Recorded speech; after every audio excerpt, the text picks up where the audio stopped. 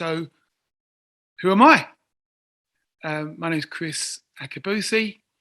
I'm 62 years of age now, and I competed for Team GB between the periods of 1983 and 1992. And I want to say it was a privilege to be part of Team GB then. We were sort of on the vanguard of professionalism. When I started athletics, it was very much an amateur sport. People called it amateurism because we used to get overinflated expenses, etc., to defray some of the costs of actually training and working hard as an athlete. Then those of you who are around will remember the trust fund scenario. So we had trust funds, and then we went to professional sport, the professional era that you now know. During that time, I became a world champion in the 4x400 meter relay team in 1991. I'm sure there might be a question or two about that. And that's probably the highlight of my career in 1991, being part of that team. We beat the Mighty Americans.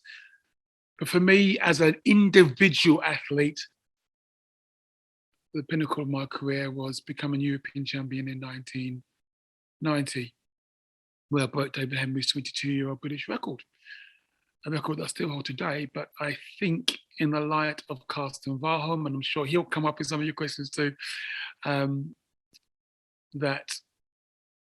record won't last too long now. I think that we recognise that the 400 meter hurdling, these people that can run very, very fast to do the event and become technically proficient.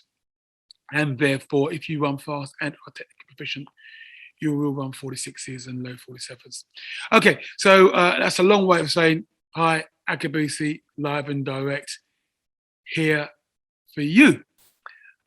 Okay, so let's get stuck into the questions.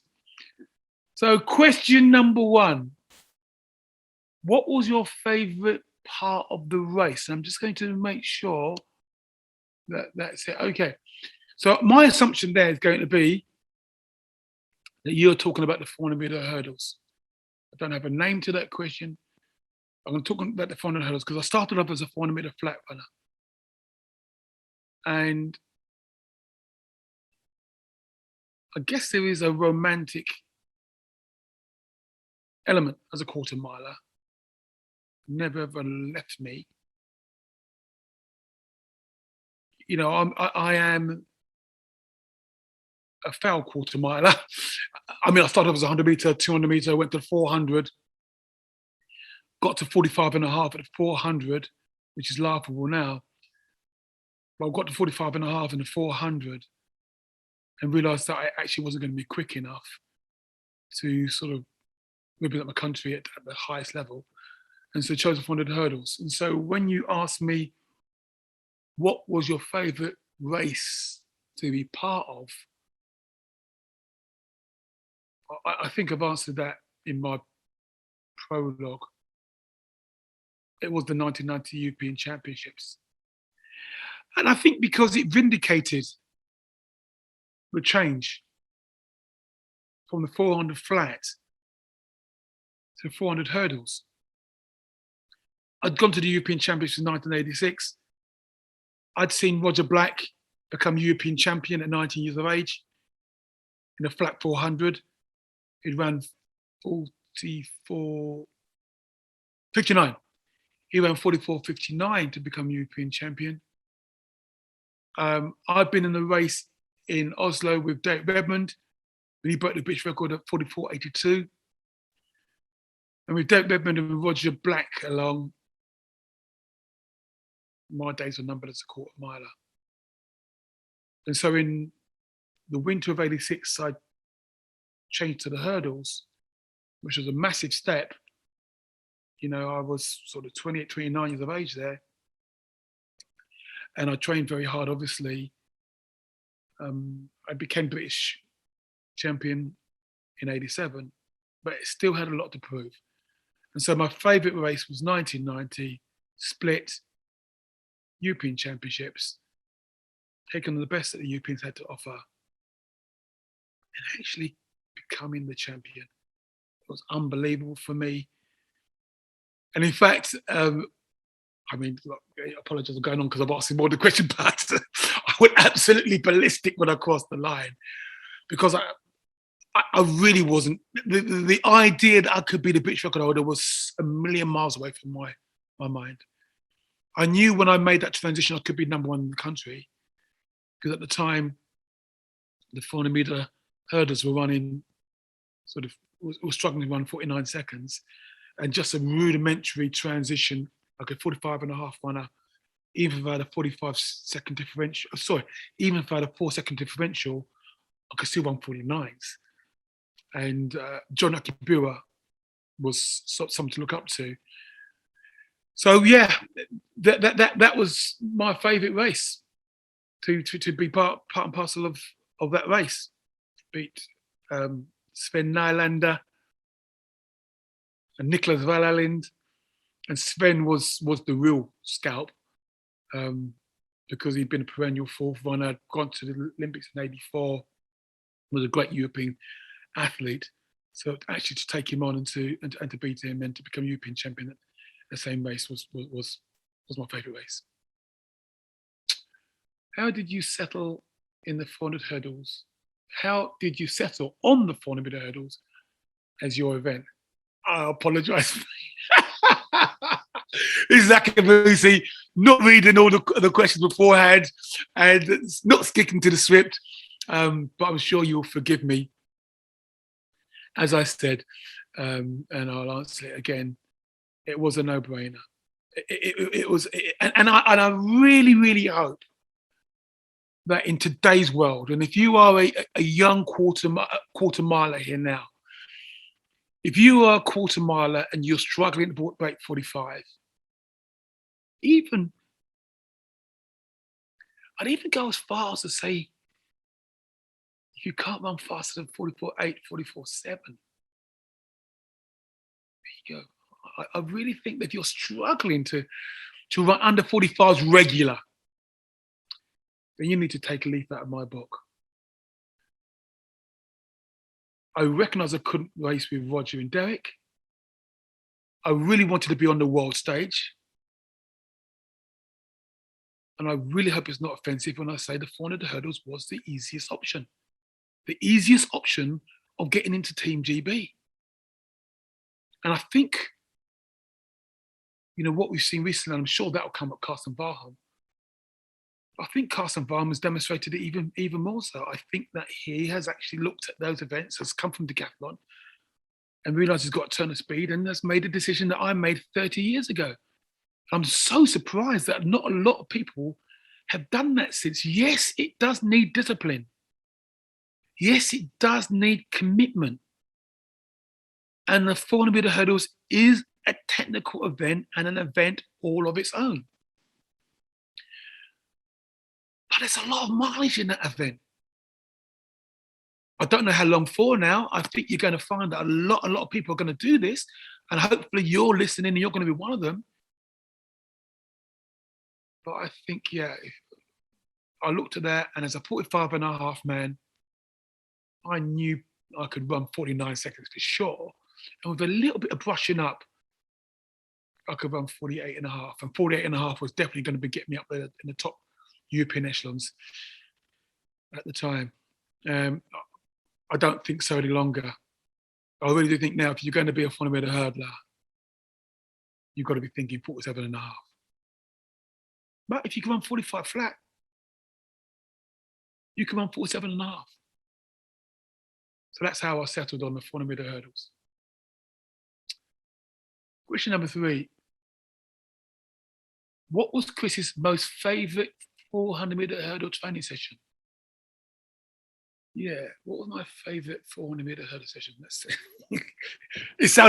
That sounds like an oxymoron to have a favourite 400 meter hurdle session, because they're monster sessions. I think that what I liked, when I say liked, what I think got me the best value was to do 500s, but only the last 200 meters over hurdles. So you've got the last 5 hurdles. You pick up at the 100-meter point. So the 100-meter point, yeah. Straight, curve, straight, pick up hurdle 5, run it home. And I'm not wanting to tell porkies here, but your 300s are in about 34, 35 seconds. So you are sprinting, you are working hard, but it's about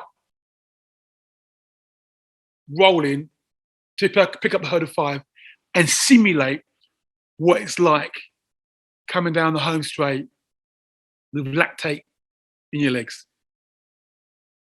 Every hurdler will understand that in that last 2 hurdles, lactate in your legs, it's about technique of sighting hurdle 9 and sighting hurdle 10. And I used to step down 13 to 6, 14 to 8 or 9 depending. But in this session, 15s for the last 2 hurdles. And that would give you a good indication of whether your fundamental hurdle strength was indeed there and good enough to. And this was a sort of session that I would do around April, no later than May, because come May, you are now speeding up, and you're doing 2s and 3s and much more hurdle technique. So I hope I've answered that question there. So when I say a favourite, I can't say that I look forward to it. And I do remember my hurdle coach is a guy called Mike Whittenham. I do remember him setting this session up for me down in a place in England called Broadbridge Heath, Sussex, near Horsham. And I did one 15-minute recovery, had to do the second one, and I bottled it. I ran the 300, picked up hurdle 5, got to change down and hurdle 8, and I bottled it. And Mike knows the story. I went from there back to Southampton, which is about a 50-mile trip away. It's where I lived. And rather than go home, it's played in my mind so much. I set up the hurdles and I did it again. And this time I actually managed to accomplish it. And I think it's one of those sessions as a hurdler where if you accomplish that, you can do the rounds. You can do a semi and you can do a final and be in top shape. So I think that's why it's my favourite. It just told me my hurdle strength is there and I'm not going to bottle it. Okay, question 4. What's it like having the best? Lovely, lovely, bless you. The question is, what's it like having the best name in track and field? I don't know if it's the best name at all, but I do know it's my name. And I do know that. So I was born in the United Kingdom, but my parents came from Nigeria, and it's an Igbo name. Aka means hand, bu of, isi, head. The hand that controls the head is one sort of interpretation, or the power behind the throne, or action speaks louder than words, or action speaks more than knowledge. Basically, get jiggy with it. And in that respect, I do like it. You'd have met many people who said woulda, coulda, shoulda, and all those phenomenal stories and how great they were, when they were kids and juniors, and all the great thing about track and field athletics is I'm not interested. Action speaks louder than the words. Get out on the track and deliver. But we've all met people, and maybe you're one of them, great trainers, love training. Fantastic. Do the comp, son. get in the competition, because action speaks louder than words. And that's the beauty about track and field athletics, is that when it's all said and done, much more is said than is ever done. But it's what is done that really matters. I made a lot out of my name there, and I. So yeah, I mean, thank you very much. If you think that my name's a nice name, it's certainly a name that is not easily forgotten, and I'm very proud to be an Akabusi. Thank you. What 3 things should our current students know about Kriss Akabusi, the athlete? What 3 things should our current students know about Kriss Akabusi, the athlete?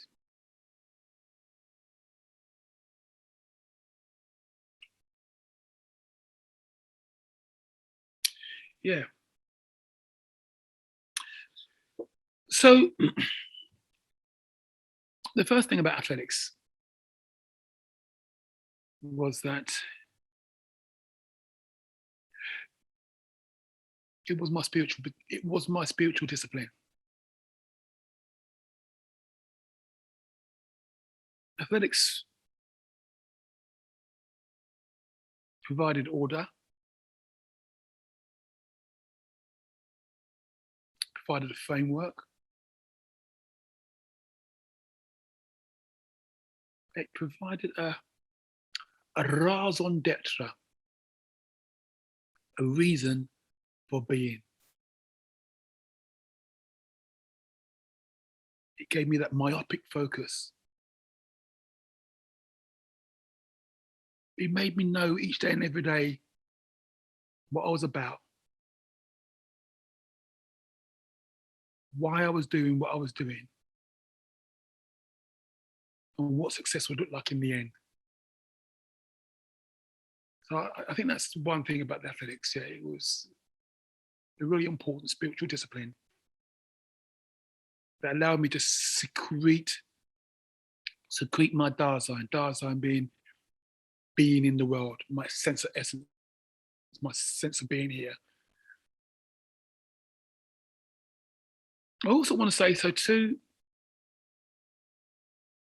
athletics became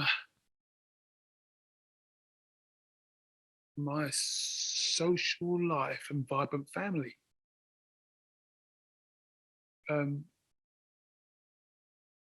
Athletes are, when I say athletes, I'm now talking about elite athletes.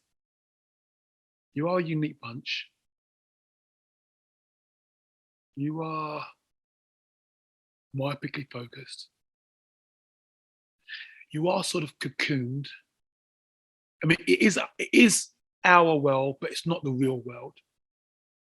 Sounds a contradiction in terms, doesn't it?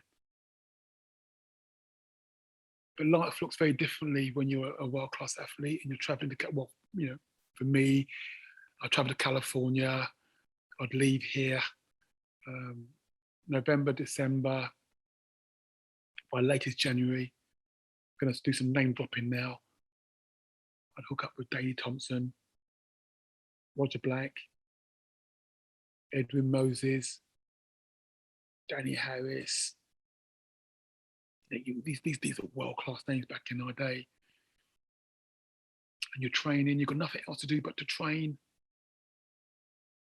to have barbecues on the beach, to have Daley take your money when you do your cards. But it's just this very myopically focused wonder world where you're secluded from everything else. And all you're doing is honing yourself. And nothing else matters. Nothing else matters.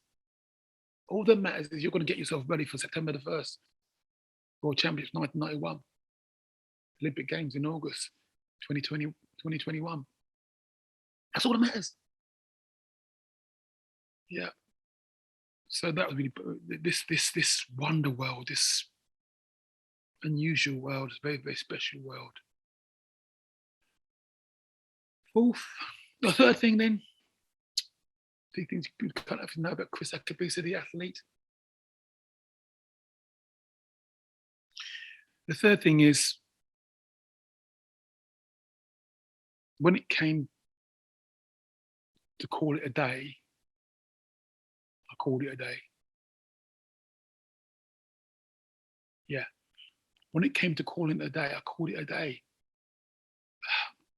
Because it's such a beautiful world. Because it's so unique and unusual. You're surrounded by this glitter and gold. Because of all the sort of fame and notoriety that it gives you, and relative fortune. Relative fortune. Because of the spiritual discipline. It's who you are, what you're about, and how you label yourself. Your raison d'etre. That third one, finding it hard to call it a day, is a real tough step. Because you're leaving yourself. You're leaving your identifier. You're leaving your body of work. You're leaving your society, your friends, your unique bubble. You've got to leave there. It really is a death. It's a spiritual death. It's an emotional death, a psychological death. And yet you've got to call it a day. And many, many athletes hang on for a year or two too long. And again, everything's relative, but get beaten by people who were not in their league. And I wasn't the greatest athlete. I wasn't the greatest athlete, but I was number 3 in the world for 3 years. I made finals every year. And to go from that to get knocked out in the semi-final, to be the third string runner, and it's great on your way up, but not so good on your way down, or not for me anyway. And so for me, in 1991, world champion with the boys in the relay, third in the hurdles, went into that winter, 92, Olympic Games Barcelona, fully focused on the goals. It was a tough, tough gig, a tough, tough year, really tough. And actually, some of my performances were not stellar. It was only when I went away to Monte Carlo, warm weather training again, 3 weeks, that bam, I started hitting my numbers and just feeling great. But I knew that I had to call it a day, and I called it a day. And I was a born-again Christian at the time, so I was on fire. And my pastor said to me, Pastor Paul said, Kriss, people have mountain experiences and valley experiences, and many people when on the top of the mountain are too scared to go back down to the valley. And off my mountaintop experience in 1991, I knew that I was prepared to go back down to the valley and find myself in the realm of men. And when I say of humanity, in the realm of humanity. And so I called it a day that year. And when I went to Olympics, broke the British record again. It was the third consecutive year, broke the British record. Came third in the Olympics behind Kevin Young's world record, 46.78. And I retired right there, right then, at the pinnacle. I retired, took off my rucksack, and was going to go back down the mountain into the realm of humanity. I think, yeah, that's the third thing. I called it a day when I wanted to call it a day. And hopefully for you too, wherever level you are, enjoy the journey, enjoy the fight, enjoy the competition, enjoy finding out all the best qualities of yourself, but also be brave enough.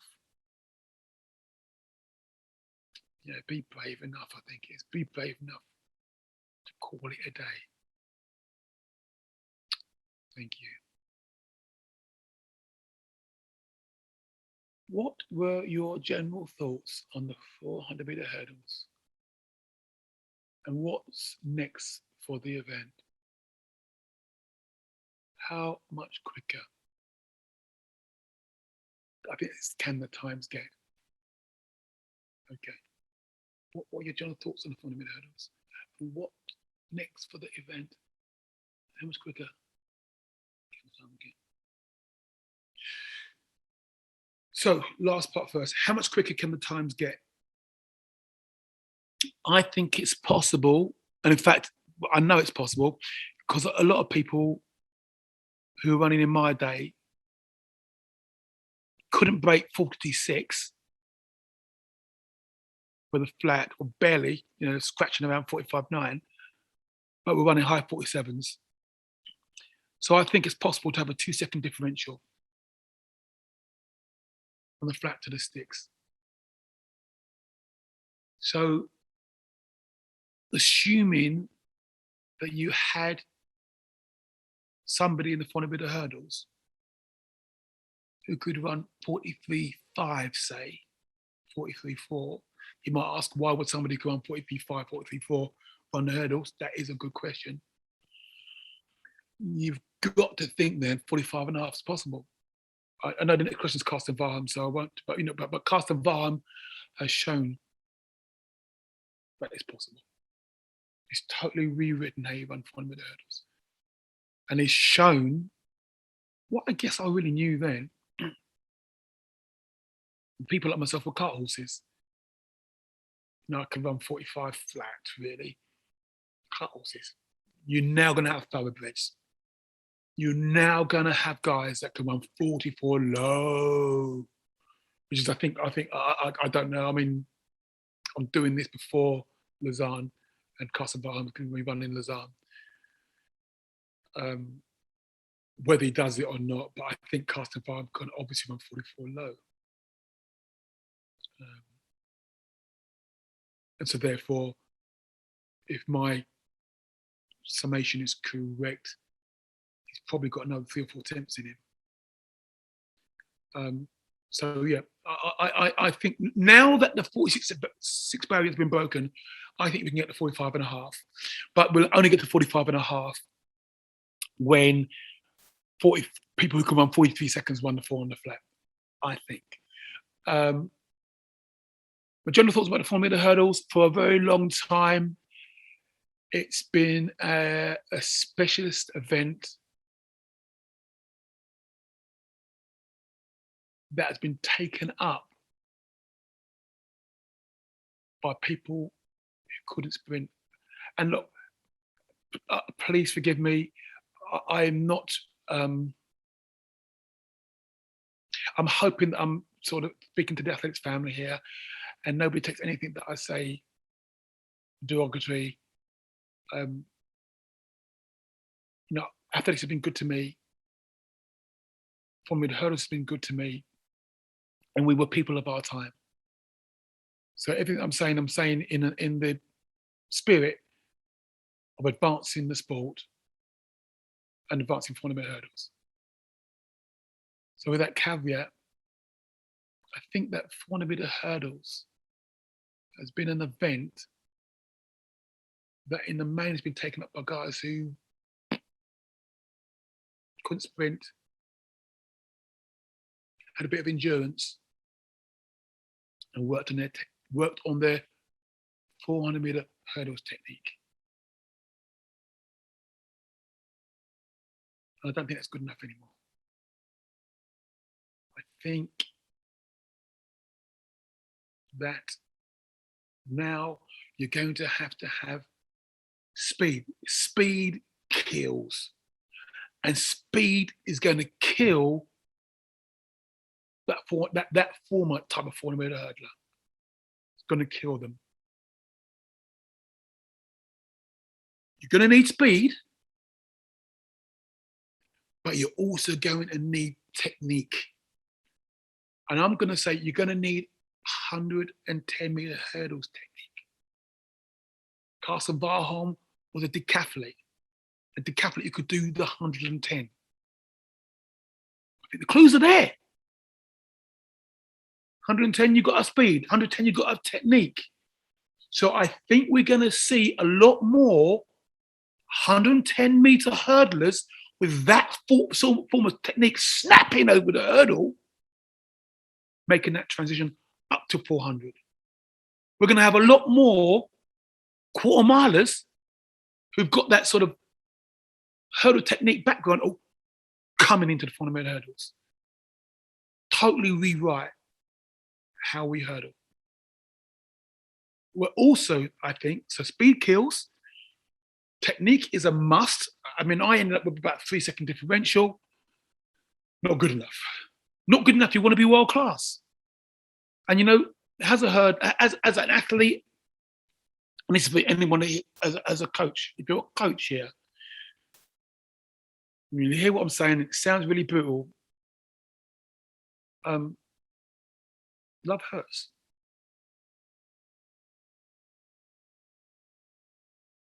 Yeah, love hurts. You got to be truthful to your athlete. What do you want out of sport? No, if you just want to take part, it's great. It's not the winning, but taking part that counts. That's great. If you just want to take part, you take part. That's great. I'm not talking about that. That's great. Go take part, enjoy, record your own times. That affects about personal best, and you've got your own records, and that's great. So that's good. I am talking about world class. I am answering the question about what next for the event, how can it move on, quicker times, etc. So I'm talking about world class. If you've got somebody who wants to be world class, speed kills. Technique is everything. And this is another thing that I would have found very hard myself. You need to be a left leg lead.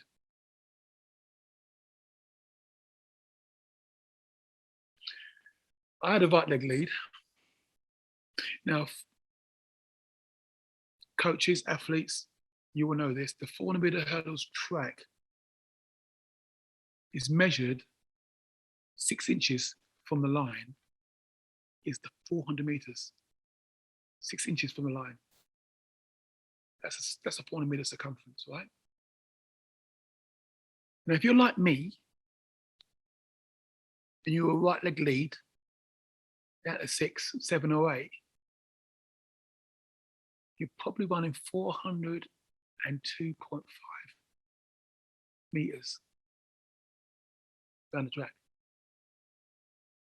When you are talking about these tenths and hundredths, this is going to matter. When we get these athletes who are 44.2, 44.3, and they're fighting at the tape at 45.2, 45.5, these are going to be the differentials. So Ray Benjamin,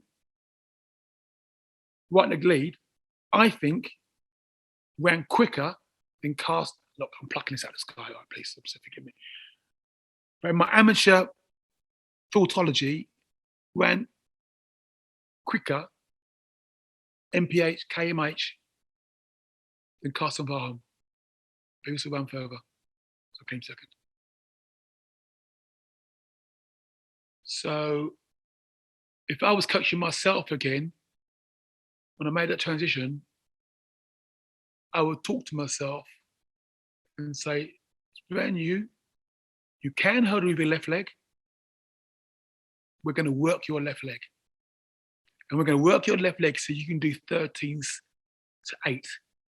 And whereas there's a little bit of a struggle when you're right leg lead because you're running further around the bend, you come out, the blocks, hurdle 1, you do sort of like, you do like apex to apex out of the turn, yeah?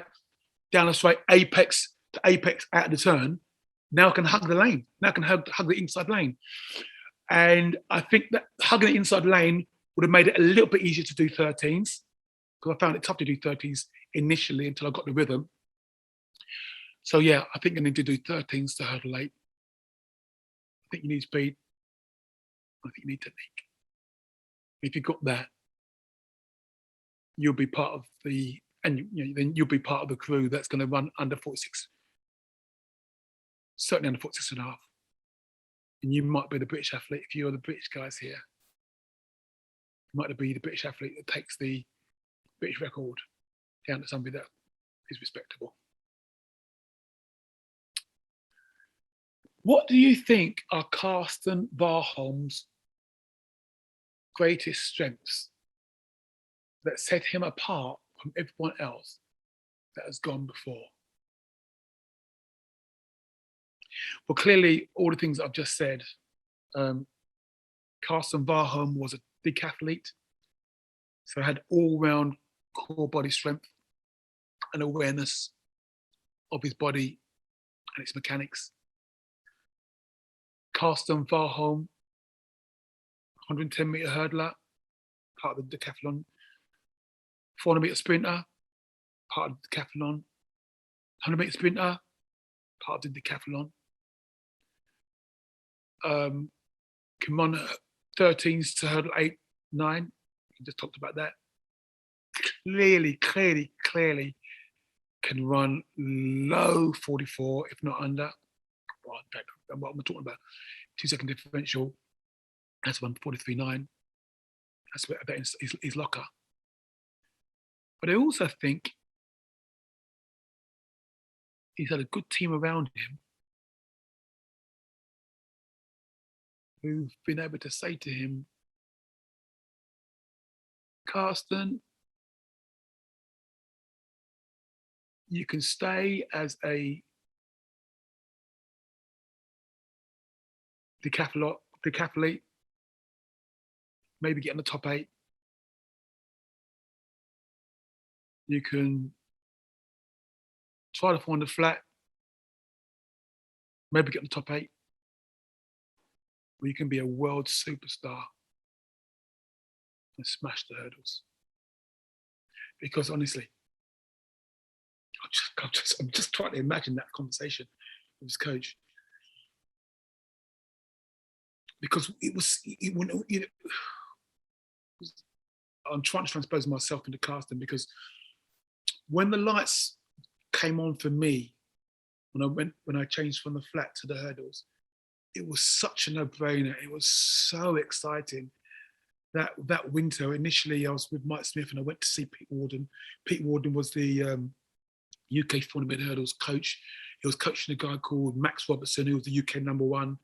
And I think Max was only like 49.22 at the time. And I remember when I looked at the hurdles and looked at the flat, and I was struggling to be in the flat, I looked at the hurdles and then 49.22. Did a rudimentary sort of calculation. I thought, 4-second differential, and I'm challenging Max. Get anything right, and I'm beating Max. Well, can you imagine? That must have happened to Carsten Warholm. His coach and his technical team must have got around him and said, Carsten, you know what, mate? Well, he's got a Norwegian accent, so he wouldn't say, you know what, mate, but but you know what? There's this massive gap in this sport here. In this discipline. In this discipline, you're a superstar if you run 47.5. The world record's only 46.7.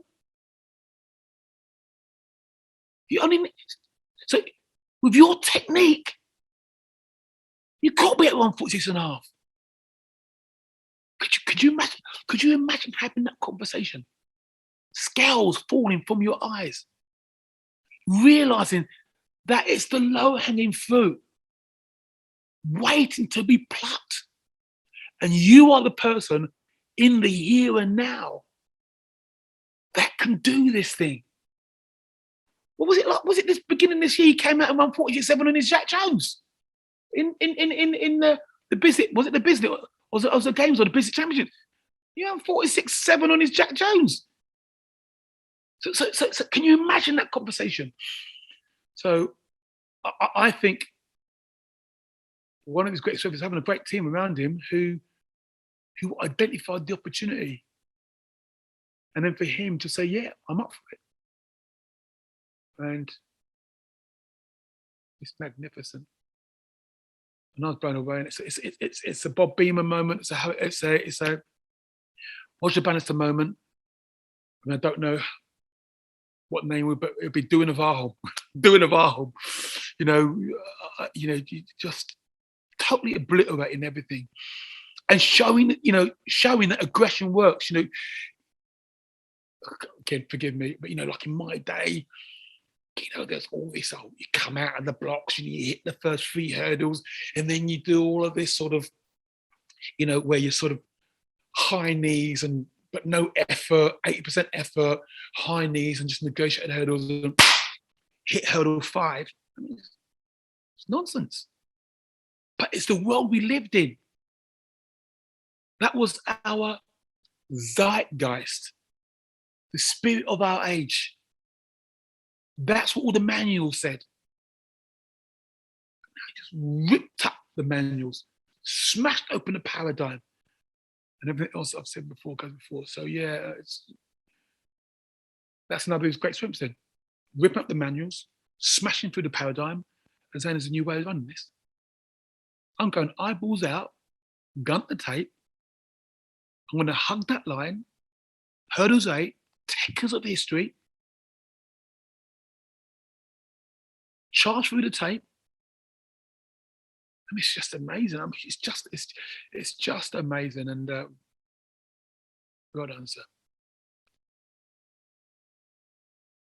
What are your memories of the famous 4x 400 meter relay in 1991?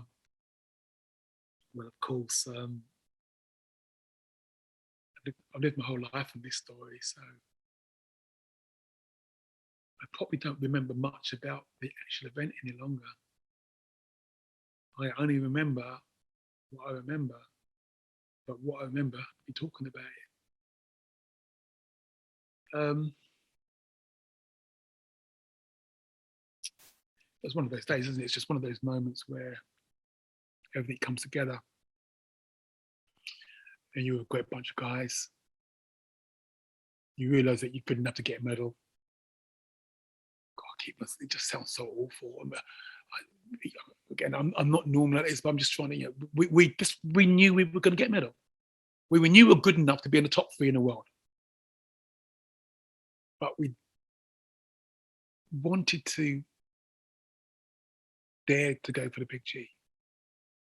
And there's no way we could beat the Americans if we ran the race the way that everybody else traditionally ran. And most of you will know that normally when you run a 400 meter relay, your best man goes last, and the best man in this instance was Roger Black. And your second best quarter miler, you stick him on the first leg, and then you're rubbish. We weren't quite rubbish, but John and I, as not quarter milers any longer, not specialist quarter milers, would run in the inside and leave it to the big boys either side to do the bit. But as we looked through the history books, what we saw is that America were running away from it. We're just running away with the event from the get-go. On the very first leg, the Americans would open up a 6 or 7 meter lead against the rest of the world. Second leg, 2 or 3 more. Third leg, they'd be as far as 15 meters clear. And no matter how good you were on the last leg, you ain't catching Michael Johnson with a 15 meter deficit. You actually can't get him with 50 meter lead either, but let's not get that one. So we just knew that we had to do something different. And we got together, discussed the options, and we realized that actually, if we reversed that thinking, hung in with the quarter milers, the Americans right from the get-go, Roger, the best on the first leg, Derek, the second best quarter miler at that time on the second leg, John, 300 meter world record holder on the third leg. We only got 500 meters to worry about. Akabusi, son, you're up for this. And it's one of those. And again, you know what it's like. You know, the relay is a strange event with its own dynamic. And actually, it's not always down to the sprinter that wins, especially on that last leg when you're jockeying and you've got that sort of to and fro. And it's a lot more like a sort of 800 meter, 1500 meter experience, obviously with speed. And you know, the old peloton effect where you get that sort of what's the word? You know, where you get on the lee side. You know, when you're cycling or something like that, and you get on the lee side, lessons from geese, and you get that sort of easier run inside the best guy because he's breaking that wind for you, and you're inside his vortex, and you can hang on to his jock strap and all of that stuff, and the mental ability it takes for somebody to, when they're leading, to have to decide, when are they going to give gas or are they going to hold on, and then you can judge when you're going to go when you're on that jock strap. So I remember all of that, and I remember discussions with the boys and feeling really good about it and making that decision and going to management and getting the get-go finally, and then watching it unfold before your eyes. That's part of the affirmation, watching it unfold before your eyes. Often they say that it's not strategy that fails. It's the failure to implement the strategy that falls apart. So watching the implementation of this strategy and seeing Roger with all that aggression and that horse-like strength deliver the baton to Derek, and see Derek jockeying off that turn and down the back straight and taking that lead and seeing that aggression and hand that stick to Two Chest. Sorry, Regis. And then seeing John understanding the briefing, understanding the strategy. Normally, quarter milers, they get that stick and they go flying down the back straight, eyeballs out. And then when they come on a second turn, they catch the fish, the monkeys on the back, the jelly's gone hard and the legs are all fizzling. But no, John understands. Let me hang on into this guy. I've got leg speed. I haven't got to do it all in one go.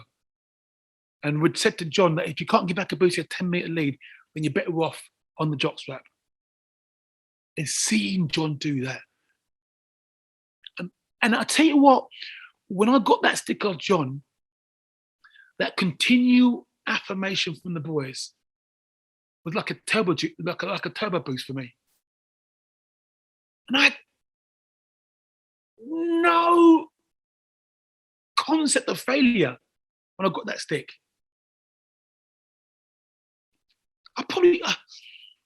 Of course I was running to win, but I didn't even think about winning, as it were. I just think of just executing the race. Getting the stick, bam, after Pettigrew. And going down the back straight. And honestly, it was as if we were jogging. You've heard Machitz Mahali, his name is, who talks about flow. But being in that flow state and being like that, and he felt like we were jogging. And then looking up and seeing the screen and seeing everybody else 15 meters back, and it's just me and Mr. Pettigrew. And getting back into the zone and feeling the flow around that turn. And at no stage, being concerned about delivering. It was one of those, no lack taking my legs, nothing. Into the second turn, bam, charging towards the line. Absolutely felt large. And then it dawned on me. With about 30 minutes ago, the magnitude of what we were doing. And then it sort of all happened where I sort of come back into the auditorium and I could hear the crowd and I could hear the flu, the baton, the flu, ooh, ooh, ooh, ooh. I could hear that baton flu, and all of a sudden I could see that Pettigrew was charging back, and that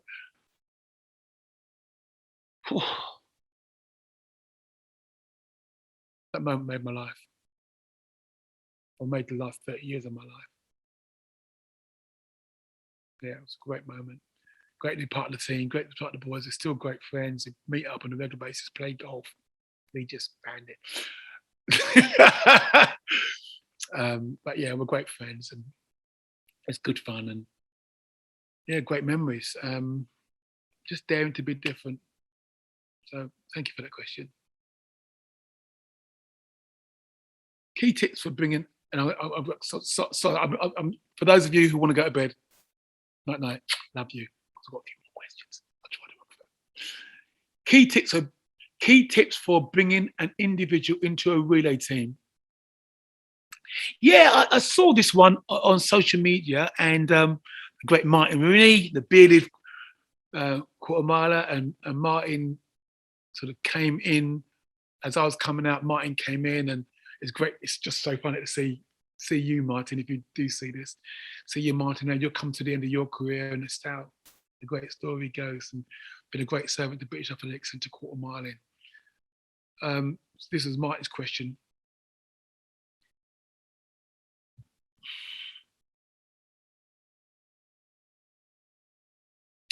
Now, when I thought about this, I thought to myself, there has to be an assumption that the individual wants to be part of the 4x4 team, correct? Because you won't want anybody to be part of your team who doesn't want to be there. So then I'd ask myself about what type of individual are we talking about? Are we talking about the young buck who comes in, who's got loads of talent, but inexperienced? There might be a way of bringing him into the team, or her, obviously, if it's mixed relays now, which I've never done before, obviously ladies. If you're bringing them into the team, you might, well, at the championships, they run the heats and watch the rest of the watch the rest of the tournament. But I would say you definitely need to have away days. You would need to have, I would suggest, British athletics, top 10, top 12, top 20 quarter milers meet up once or twice a year for the weekend. They can do individual sessions or they can do group sessions, but you practice changeovers and you just do group bonding. You talk about the event. We certainly did that, and we were close. Todd Bennett, Phil Brown, Roger and Derek, Paul Harmsworth, Sanders, Steve Hurd, Roy Dickens, Brian Whittle. We used to hook up. You got that lovely team bonding, so that when somebody comes in, the gentleman is friends. They're not strangers. They're part of who you are. They understand your ethos. They understand the way you are and your jokes and your banter, and you can trust them because that's what happened, isn't it? That's what happened in '86. I only got to run because Phil Brown got injured, and then Brian Whittle only got to run because Todd Bennett got injured. But because we trained on a regular basis, we got together, we became European champions. Because we were so I do think that getting together, Martin, and bicycling champions, that getting together on a regular basis is vitally important. I do think you bleed your youngster in the major championships, 1 or 2 major championships before they actually get a regular berth anyway. I wonder if there's such a thing as specialists, last leg specialists or second leg specialists. That might be another thing when it comes to bringing individuals into the relay. They come in because they're a specialist. Is that too absurd? It's just a thought. I think I said a lot there. It's one of those things, but I'm assuming that the individual wants to be there. That's a big one. With the improvements in shoes and track technology, what do you think you might have done if you were at your peak now? Yeah, this one I also saw. So you know what? That's a massive conjecture because I don't know what the tracks are like. I don't know what the shoes are like. I don't want to pluck a number out of the sky and pretend that I would have been better than what I am. I don't want to pretend that the tracks and the shoes are making people today better than what they could be. I really don't know is the answer to that question. I think more important than the shoe, And more important than the track is going to be what I've said earlier on about speed and about techers. But it is clear, for example, I had an advantage in my day over Lord Burlington, who ran on cinders and had to dig out the starting blocks out of the cinders. So there's going to be some sort of competitive advantage if technology has moved on the infrastructure of this track and the shoes. But I really haven't got a clue. Certainly not to pluck something out of the sky. But I do know that if I had the mentality that Warholm has shown me today, if I knew that the 400 meter hurdles is a sprint, you're not doing all of this. Let's take it easy doing hurdles 3 and 5. When I say easy, 80%. No Einsatz. The German word is Einsatz. And Einsatz is, you come at the blocks and off hurdle 3. No, none of that. We used to do high knees, but now you do. If I had that mentality, I would have run 47 low. I mean, I should have run 47 and a half anyway. So it would have been no big difference to run, 47 1, 46 9. I think I could have run. Which athletes inspired you during your career, and who was the greatest athlete you raced against? Well, Daley Thompson was the athlete that inspired me in my career. In a flat 400, because I was a soldier and I was in Germany, I was inspired in as much as I love watching Hartmut Weber. Now, Hartmut Weber, I think he ran 44.7, or am I being giving him a little bit too much? But Hartmut Weber, oh gosh, he was so smooth. Just so smooth. He used to wear these doctors like type of Brilla glasses. He was just so smooth. I used to love watching him run in Germany. Howard Schmidt, Irvin Skammerl. Irvin Skammerl was a sprinter, 200-meter runner. So obviously I got into the German quarter milers. But Daley Thompson, because I got to know Daley. I used to go to training camps with Daley, and I saw his dedication and his discipline. I saw his love for the sport, his love for the training side, his love for the competitive side. And I saw how he laid down his life. And I hope, is that too much, Daley? He laid down his life for his sport. It was his life. And I've met many athletes who are super talented but can't train hard, or super talented, can't compete hard. Super talented, but not dedicated. Daley trained hard, could compete at the highest level, and always went up, not down. And wasn't brittle, and dedicated to the cause. So I learned a lot from him. And then I want to say, but raced against, if I say 9 years, 9 months, 9 weeks, if I say 1, 2, 2 consecutive finals, you know what I'm talking about, don't you? Edwin Moses. It was a privilege to race against him. I wonder what Edwin thinks now.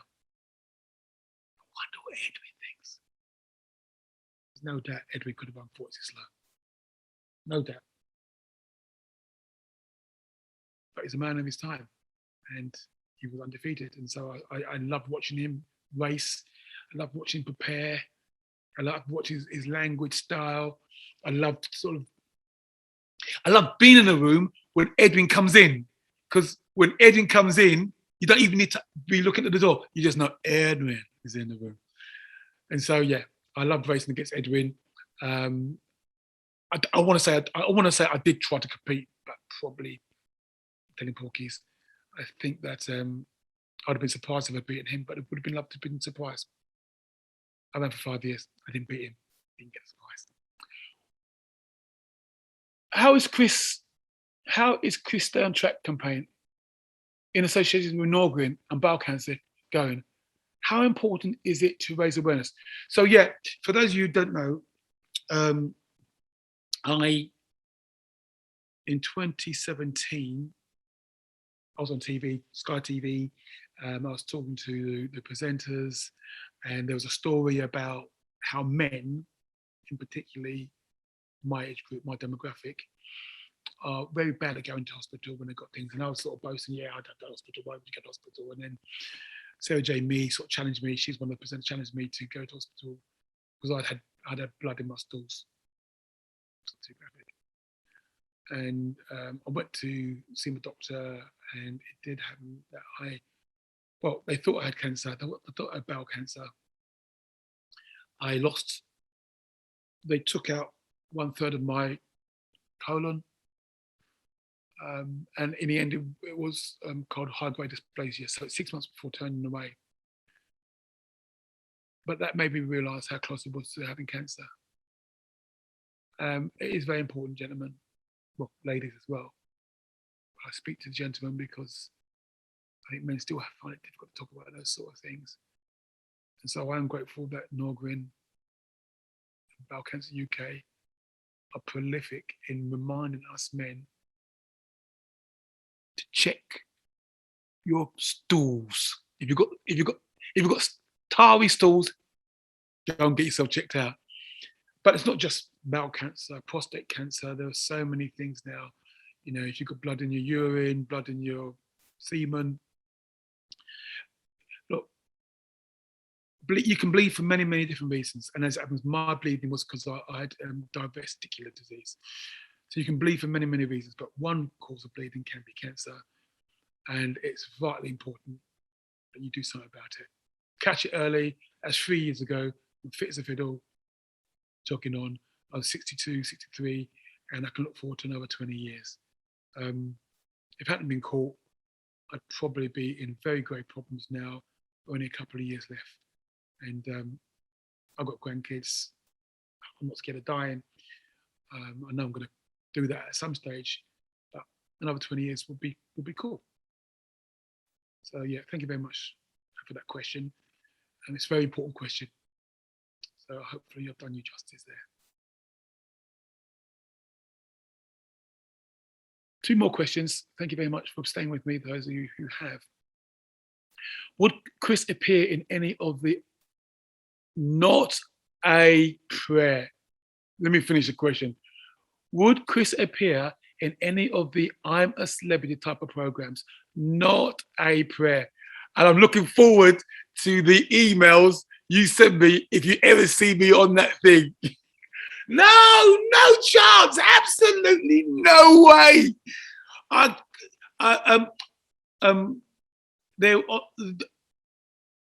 When session 2 was happening, long time ago, I got a request to do the program, and they sent me a film of Toya Wilcox swimming in a tank of feces looking for starfish. And I thought, yeah, that's really going to encourage me to be on your program. Why would I do that? Well, I mean, maybe I'm just not adventurous. I don't know. No, it just doesn't appeal to me. And I've had a few requests, but it just doesn't appeal to me. I don't like to do competitive stuff anyway. You know, I was competitive when I was good at something, and I was dedicated to something, and it was my spiritual practice. The idea that you give me a call and I'm off in 6 weeks' time and I'll have a little play around. No, I don't understand the competition. I don't understand what it is. No, definitely no chance. Last question.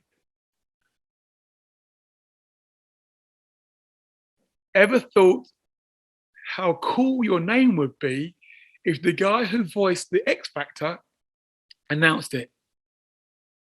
Now, I am an absolute Neanderthal. I don't watch TV unless it's like the Olympics or the World Champs or football, the greatest team in the world, West Ham United. Get in, come on, you Irons. I watch a bit of the news every now and again, but um, I'm not really a TV person. So I've heard of the X Factor, and I'm not quite sure if that's the one where is that one with Claudia Winkleman, or I don't know who that one. I'm trying to think of the guy. Simon Cowell, is that Simon Cowell's one? I don't know. So I don't know which show it is, and I don't know what the voice sounds like. So I don't know how cool it would be. But you know what? It's cool that you tuned in to hear Akabusi. All right, guys. It's been I've had a great time. So sorry, I wasn't being. I don't know what I was saying. I don't know how cool it will sound because I don't know what it sounds like. I don't know what the voice sounds like. Who would live in a house like this? A completely different show. Lord Grossman. And if you don't live in the UK, you don't even know who Lord Grossman is. So don't worry about that one. Look, thank you very much to the athletics community, Athletics Weekly community, for tuning in. Thank you so much for all the guys who come up with some questions. We've got great times ahead. Looking forward to 400 hurdles, seats evolution. Looking forward to seeing, it will be in my lifetime now, the 400 hurdles, British record holder, who the next guy is, what he does. I just wish you well with your own career and your own journey. And I know I've sounded a little bit elitist, but athletics is about personal bests. So enjoy the journey. Here's a spiritual practice. Find out who you are. Having tried hard to work out what that is. And see you about Akabusi, Love and Direct. All right. See ya.